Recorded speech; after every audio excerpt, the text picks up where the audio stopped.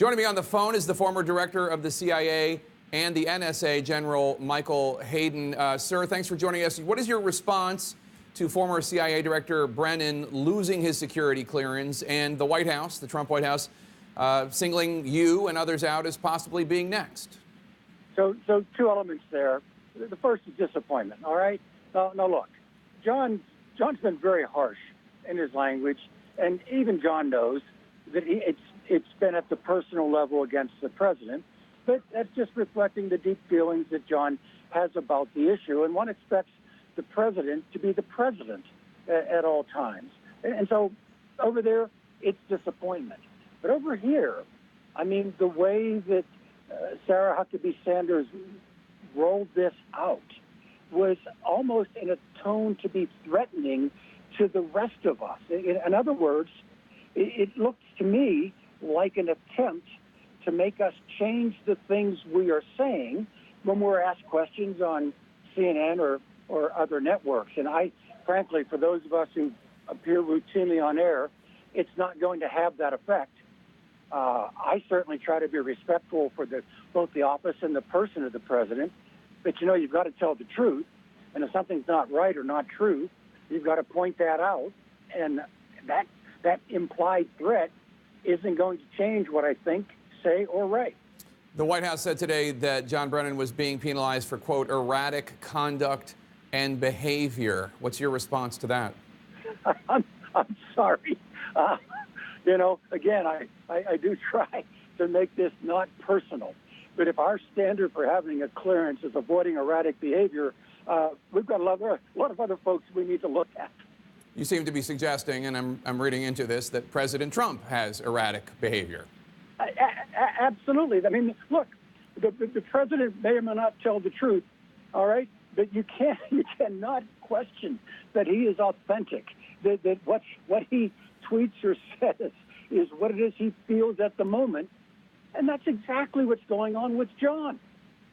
Jim Shooter reports that the Director of National Intelligence, Dan Coats, former Republican senator, that he was not consulted on this decision at all. What does that say to you about how legitimate the security concerns might actually be here?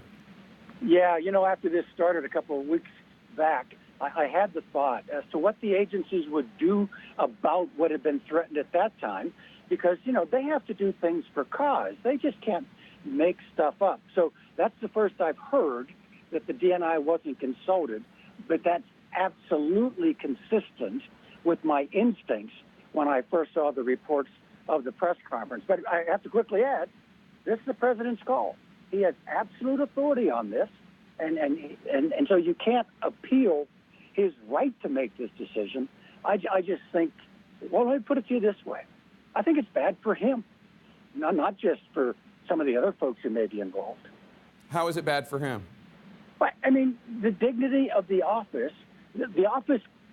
derives a lot of its power from the dignity of the office that is maintained and the restraint that is exercised by the occupant of the office, even though he's the most powerful man on earth. And I think we saw both of those elements degraded today with regard to dignity and restraint.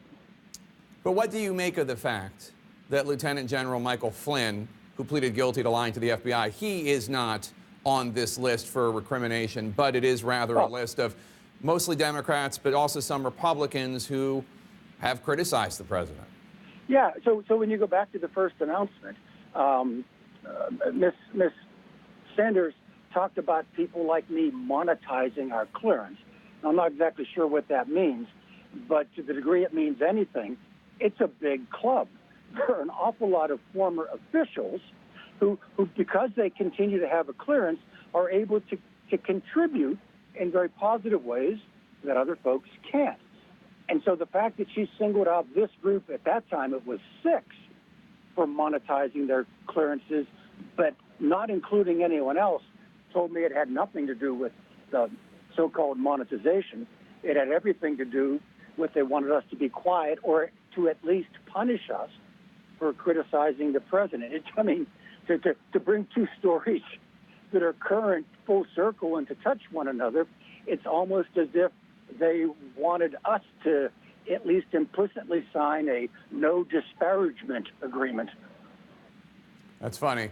So the message from you to the White House, to President Trump is, you can try to threaten me, try to quell my criticism all you want, but I'm not going anywhere and I'm not going to stop. No, and look, you and I have talked an awful lot over several years, well before the election, during the campaign. And I certainly am not doing any of this when you ask me a question to intentionally hurt Donald Trump or his presidency. I'm just trying to tell the truth as I see it to be and just let things fall where they may then. General Michael Hayden, thank you so much for your time, sir. We appreciate it.